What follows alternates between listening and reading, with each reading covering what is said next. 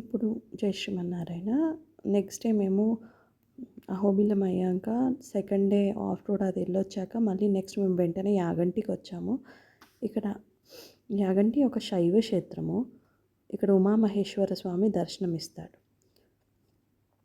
ఒకప్పుడు అగస్త్య మహాముని ఉత్తర భారతదేశం యాత్ర పూర్తి చేసి దక్షిణ భారతదేశం యాత్ర చేసి ఇక్కడికి వచ్చారంట మన దగ్గరికి. ఇక్కడ ఒక వైష్ణవ ఆలయం కట్టాలని అనుకున్నారంట.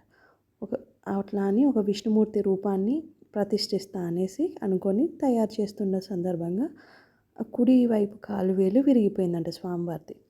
అప్పుడు ఆ విగ్రహాన్ని ప్రతిష్ఠించరాదనేసి ఒక గుహలో, ఇక్కడ ఒక 3 గుహలు ఉన్నాయి యాగంటిలో, దాంట్లో మధ్యలో గుహలో స్వామివారిని పెట్టారంట. అలాగా అసలు ఇలా పెట్టేసి అసలు అగస్త్యముని ఇలా ఎందుకయింది అని విచారిస్తుంటూ ఒకరోజు శివపార్వతులను దలిచి తపస్సు చేశారంట.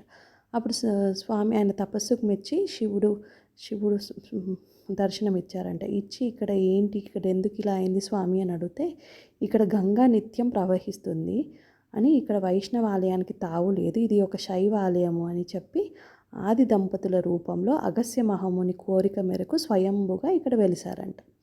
ఇక్కడ 3 గుహలు ఉన్నాయి. మధ్య గుహలో వెంకటేశ్వర స్వామి, ఇంకో గుహలో అగస్త్య మహాముని తపస్సు చేసుకున్నది, ఇంకొకటి పక్కకి మేము వెళ్ళలేదు, అది నాకు తెలిసేది ఏదో బ్రహ్మం గారు తపస్సు చేసింది అని అంటున్నారు, కాలజ్ఞానం రాసింది అనేసి.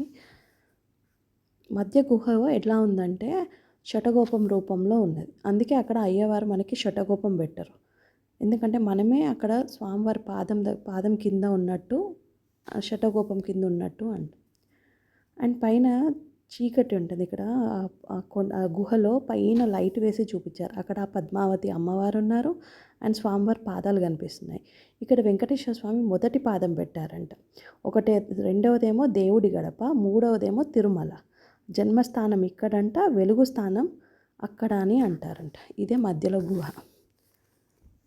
ఈ క్షేత్రంలో కాకులకు గద్దలకు అసలు తిరగవంట. ఎందుకంటే అగస్త్య మహాముని ఒకప్పుడు శాపం పెట్టారంట వాటికి. ఎందుకంటే అవి ఆయన యజ్ఞాలు తపస్సులు చేస్తుంటే వచ్చి డిస్టర్బ్ చేస్తున్నాయి అనేసి వాటికి శాపం పెట్టారంట. అందుకే ఇక్కడ కాకులు కనపడవు కాబట్టి మనకి ఇక్కడ శని బాధలు అనేవి ఉండవంట.